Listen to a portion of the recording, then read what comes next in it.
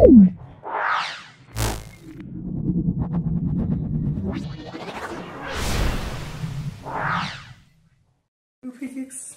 By PKG চ্যানেলের পক্ষ থেকে সকল ক্লাস 7-এর ছাত্রছাত্রী ধন্যবাদ জানিয়ে আজকে আমরা রায়ান মার্টিন প্রশ্নবিচিত্রার 5 নম্বর স্কুলটা Bongaon high school page number 198 এটা সম্পূর্ণ সলভ করব। তাহলে আজকে আমাদের আলোচ্য পাঠ হলো বনগাঁও হাই স্কুল 198-199 পেজ। চলে আসছি আজকের ফিজিক্যাল সায়েন্সের প্রথম প্রশ্ন, ভৌগোলিক উত্তর মেরুর কাছে অবস্থিত।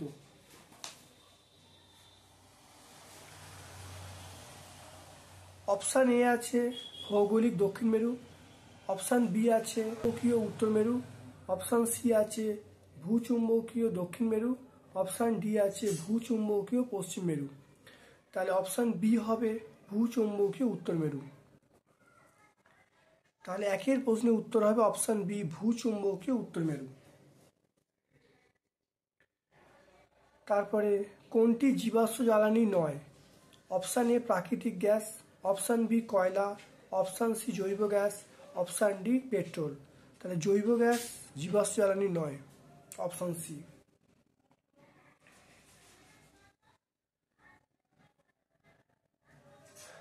তিনেরটা, এক ব্যক্তি সমতল দর্পণের সামনে 10 সেন্টিমিটার দূরে দাঁড়িয়ে আছে, ব্যক্তি দর্পণের দিকে আরও 3 সেন্টিমিটার এগিয়ে গেল, তাহলে ব্যক্তি এবং প্রতিবিম্বের মধ্যে দূরত্ব কত হবে?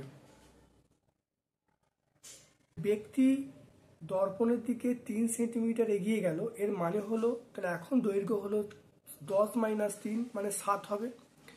এবারে আমরা জানি বস্তু দূরত্ব এবং প্রতিবিম্ব দূরত্ব সমান, তাহলে 7 + 7 মানে 14 সেন্টিমিটার। তাহলে অপশান সি হবে 14 সেন্টিমিটার।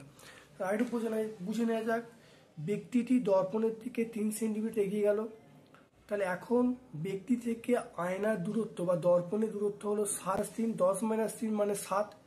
তাহলে আমরা জানি বস্তু দূরত্ব প্রতিবিম্ব দূরত্ব সমান হবে, তাহলে এটা যদি 7 হয় তাহলে প্রতিবিম্ব দূরত্ব 7 সেন্টিমিটার হবে।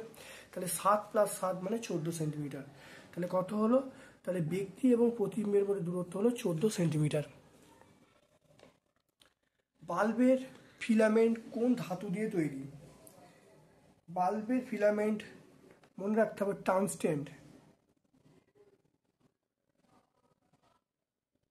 বাল্বের ফিলামেন্ট টাংস্টেন দিয়ে তৈরি। এলইডির পুরো অর্থ হলো লাইট এমিটিং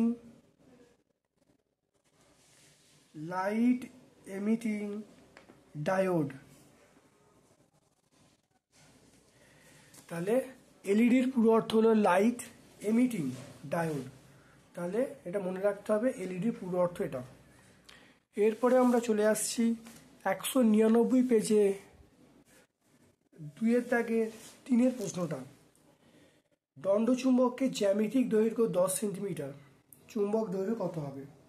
মনে রাখতে হবে, আমরা সূত্র শিখেছিলাম যে চৌম্বক দৈর্ঘ্য সমান 0.85 ইন্টু জ্যামিতিক দৈর্ঘ্য। তাহলে চৌম্বক দৈর্ঘ্য যেটা বেরোবে তাহলে 0.85 ইন্টু 10, তাহলে এটা করলে কত হবে? 8.5, তাহলে এটা সেন্টিমিটার। আমরা বিগত ক্লাসে সূত্রটা শিখেছিলাম যে চৌম্বক দৈর্ঘ্য সমান 0.85 ইন্টু জ্যামিতিক দৈর্ঘ্য। তাহলে জ্যামিতিক দৈর্ঘ্য 10 বলা আছে, তাহলে 0.85 ইন্টু 10 বা 0.85 ইন্টু 10, তাহলে 8.5, এটা কত হবে? তাহলে চৌম্বক দৈর্ঘ্যের মান হলো কত? 8.5 আমরা লিখব। সুচিত্র ক্যামেরা একটি বস্তুকে তুমি যত ছিদ্রের দিকে আনবে তাহলে প্রতিকৃতি কেমন হবে? মনে রাখতে হবে প্রতিকৃতি বড় হবে। প্রতিকৃতি কি হবে? ক্রমশ বড় হবে।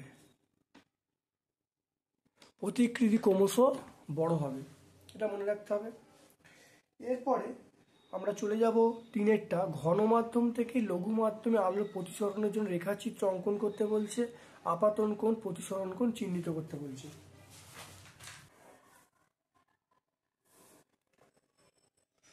তাহলে এটা হলো ঘন মাধ্যম, এটা হবে লঘু মাধ্যম, এটা ঘন মাধ্যম, এটা হবে লঘু মাধ্যম। তাহলে ঘন মাধ্যমতে আলোক রশ্মি আসছে, লঘু মাধ্যমে যখন যাবে তখন অবিলম্ব থেকে দূরে সরে যাবে। তাহলে আলোক রশ্মি এলো, তাহলে আমরা লিখতে পারি, তাহলে এটা হলো ঘন মাধ্যম, এটা লঘু মাধ্যম, আর এটা হলো ও বিন্দু বলা হলো, এটা হলো অবিলম্ব হলো এন ও এন ড্যাশ বলবো, আর রশ্মি বলবো এ ও বি বলবো, আর আপাতন কোণের মান এটা আই বলবো, আর প্রতিসরণ কোণের মান আমরা এটা আর বলবো। তাহলে আলোক রশ্মি,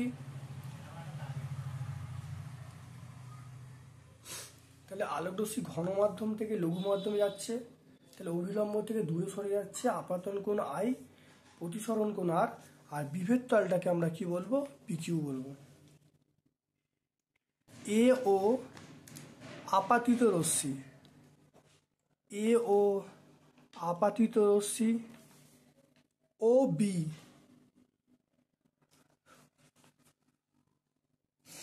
শীত রশ্মি, প্রতিশীত রশ্মি, পি কিউ এটা হলো বিভেদ তল, পি কিউ কি বলবো, বিভেদ তল, আর এইটা হলো আপাতন কোণ, তাহলে এ ও এন এটা আই, এটা হলো আমরা কি বলবো আপাতন কোণ, আর এইটা B O N dash, B O N dash এটাকে আমরা কি বলবো, প্রতিসরণ কোণ বলবো, প্রতিসরণ কোণ। তাহলে তাহলে আপাতন কোণ হলো, তাহলে আপাতন কোণ হলো এ ও এন, এ ও এন এটা আপাতন কোণ, আর B B O N dash এটা হলো কি বলবো, বি ও এন ড্যাশ এটা হলো প্রতিসরণ কোণ। তাহলে ওইটা হয়ে গেল।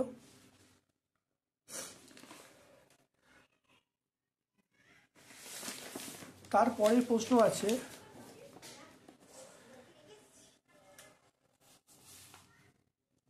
পরের প্রশ্ন আছে আকর্ষণ অপেক্ষা বিকর্ষণী চুম্বকত্বের প্রকৃষ্ট প্রমাণ বা নিশ্চিত প্রমাণ ব্যাখ্যা করতে বলছে।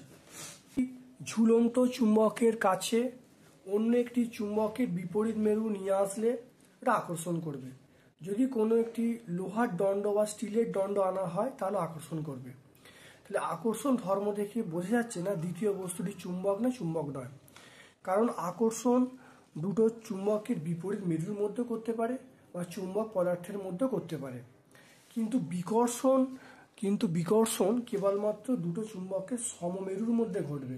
তাই আমরা বলতে পারি বিকর্ষণই চুম্বকত্বের প্রকৃষ্ট ঘটনা বা প্রকৃষ্ট প্রমাণ, এটা আমরা বলতে পারি।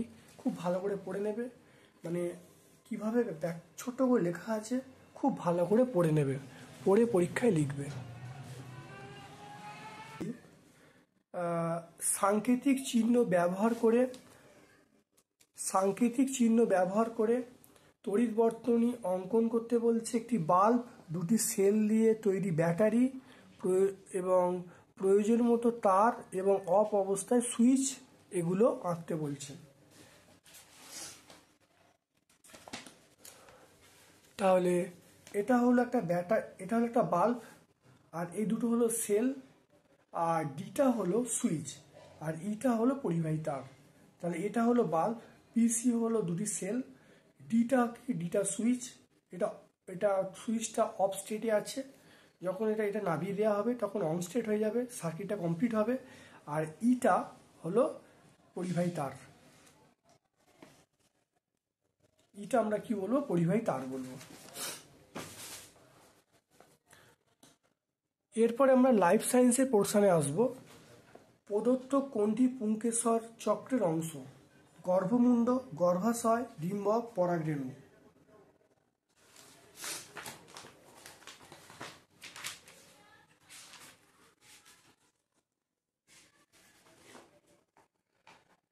এটা হবে অপশান ডি হবে পরাগ রেণু। বীজপত্র দুটি যে বাঁকা দণ্ডের সঙ্গে যুক্ত তাকে কি বলে? তাকে বলে ভ্রূণাক্ষ, পর্বমধ্য, বীজ পত্রাকাণ্ড, বীজ পত্রাধিকাণ্ড। এটা আমরা কি বলবো? ভ্রূণাক্ষ, অপশান এ বলবো। তারপরে শস্য, ভ্রূণ আবরণী, শস্যলবীজ, ডেল্টয়েড অঞ্চল বলেছে তিনটি যেটা একটার সঙ্গে যুক্ত, সেই চতুর্থটি খুঁজে বার করতে বলছে। এখানে তাহলে এটা হবে শস্যলবীজ। এটা কি হবে? এটা হবে, মনে রাখতে হবে শস্যলবীজ 4 নম্বরটা হবে। তা 4 নম্বরটি শস্যলবীজ হবে। কারণ শস্য, ভ্রূণ আবরণী, ডেল্টয়েড অঞ্চল এই তিনটেই শস্যলবীজের সঙ্গে যুক্ত। তাহলে এখানে 4 নম্বর যেটা হবে সেটা শস্যলবীজ। এবারে বলেছে বৈসাদৃশ্য খুঁজে বার করতে বলছে। অপরাজিতা, কলাবতী, বক, ধুতুরা। এটা মনে রাখতে হবে ধুতুরা। তাহলে ধুতুরা এর মধ্যে কোনো মিল নেই, কারণ ধুতুরা দলমণ্ডলের অংশগুলো আকৃতি গঠন সমান হয় না, কিন্তু অপরাজিতা, কলাবতী, বক এগুলোর সব দলমণ্ডলের আকৃতি সমান হয়, মানে দলমণ্ডলের বিভিন্ন আকৃতি সমান হয়। তাহলে এখানে মনে রাখতে হবে যে ধুতুরা হবে, কারণ ধুতুরা দলমণ্ডলের অংশগুলির আকৃতি গঠন সমান হয়, কিন্তু অপরাজিতা, কলাবতী, বক এগুলোর দলমণ্ডল আকৃতি পরস্পর সমান হয় না। তাহলে কোনটা হবে? ধুতুরা হবে। জাতীয় পদার্থের আবরণ কি করে? ড্যাশ পদ্ধতি করে বাষ্পমোচন। কি করে? বাষ্পমোচন। তারপরে 3-এর 1-টা ফুল ফুললে মৌমাছিরা উড়ে আসে কেন? তাহলে ফুলের সুগন্ধ সৃষ্টিকারী পদার্থ বাতাসে মিশ্রিত হয়ে ছড়িয়ে পড়ে। মৌমাছিদের সঙ্গে উপস্থিত কিছু প্রোটিন আছে, এই সুগন্ধের সঙ্গে মিশ্রিত হয়ে যায়, তাই মৌমাছির মাথা গন্ধের সৃষ্টি হয় এবং মৌমাছিরা ফুলের দিকে উড়ে যায়। তাহলে খুব ভালো করে লেখা আছে। ক্লাস 7-এর সকল ছাত্রছাত্রীদের বলবো ভালো করে পড়ে নেবে, পরীক্ষা সুন্দরভাবে গুছিয়ে লিখবে। তারপরে প্রশ্ন আছে আমের খোসা এবং আঁটি বলতে কি বোঝো?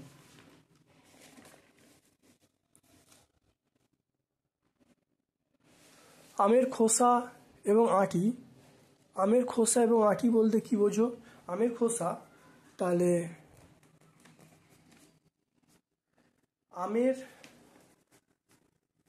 আমের ফলত্বকের সবচেয়ে বাইরের অংশ, যা পাতলা এবং পুরু চামড়ার মতো হয়। কাঁচা অবস্থায় সবুজ থাকে, পাকা অবস্থায় হলুদ বা লালচে হয়। আমের এই অংশকে আমরা আমের খোসা বলবো। আমের খোসার কাজ হলো বাহ্যিক আঘাত থেকে ফলকে রক্ষা করা। এরপরে আছে আমের আঁটি। আমের ফলত্বকের ভিতরের অংশকে আমের আঁটি বলে। এটা খুব শক্ত হয় এবং তন্তুময় হয়। আর আমের আঁটির কাজ হলো বীজকে ঢেকে রাখা। ব্যাকটেরিয়া, মধুকে কোনো ব্যাকটেরিয়া সহজে নষ্ট করতে পারে না কেন? খুব ভালো করে লেখা আছে, তোমরা ভালো করে পড়বে, পড়ে উত্তরটা গুছিয়ে লিখবে। মধু হলো হাইপাটনিক, অর্থাৎ মধুর অভিস্রবণ এর চাপ ব্যাকটেরিয়া কোষরসের তুলনায় বেশি হয়, তাই মধুর সংস্পর্শে জীবাণু দেহ থেকে জল বেরিয়ে আসে এবং জীবাণুরা অবশ্যই মারা যায়। তাহলে মধু হলো হাইপাটনিক। তাহলে মধুর অভিস্রবণের চাপ ব্যাকটেরিয়া কোষরসের তুলনায় অনেক বেশি হয়। তাহলে মধুর সংস্পর্শে ব্যাকটেরিয়া মানে বিভিন্ন জীবাণুগুলো দেহ থেকে জলটা বেরিয়ে আসে, তাহলে বেরিয়ে আসলে কি হয়? জীবাণুরা অবশ্যই মারা যায়। তাহলে আজকে আমরা ক্লাস 7-এর আমরা Bongaon high school HS 198-199 page solve করলাম। অবশ্যই রায়ান মার্টিনের প্রশ্নবিচিত্র অংশ কেমন লাগলো অবশ্যই ভিডিওটা যদি ভালো লাগে একটা কমেন্ট করবে। তোমাদের সকল বন্ধু বান্ধবের মধ্যে অবশ্যই আমার চ্যানেল লিঙ্কটা শেয়ার করে দেবে। যদি পক্ষ থেকে তোমাদের সকলকে ধন্যবাদ জানাচ্ছি।